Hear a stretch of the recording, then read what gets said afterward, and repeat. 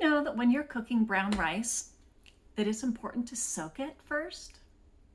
That's because, like any other seed food,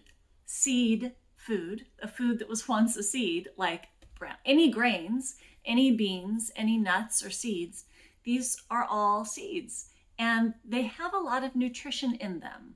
But unfortunately, the purpose of a seed is not to nourish the mammals who eat it.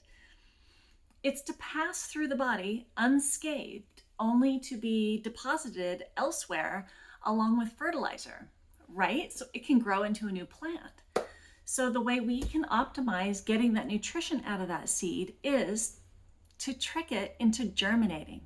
We start the germination process, and then all those proteins that are sequestered in that seed, we start releasing them, breaking them down a little bit, neutralizing the enzyme inhibitors inherent in a seed to keep it dormant so that we can use that protein.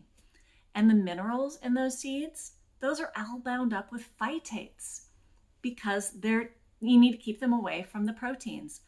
But when you start the sprouting process, the germination process, you neutralize those phytates and make those minerals like zinc, copper, magnesium, iron, all more bioavailable.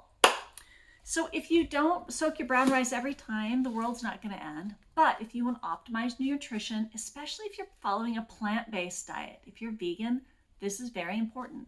So one, when you cook beans, like kidney beans, pinto beans, soak them for 8 to 12 hours ahead of time. That starts the germination process, and then cook them. You'll be able to absorb more of the nutrients and less farting.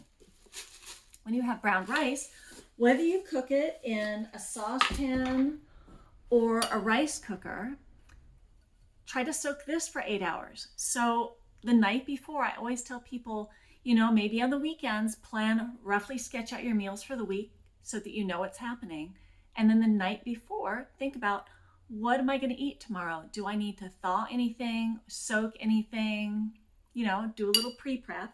And so the night before, I like to get out some brown rice and soak it.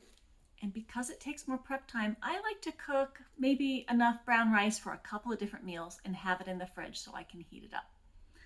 Okay, so get that brown rice out, soak it overnight or soak it during the day, and then give it a little extra cooking time, either in your rice cooker or your saucepan.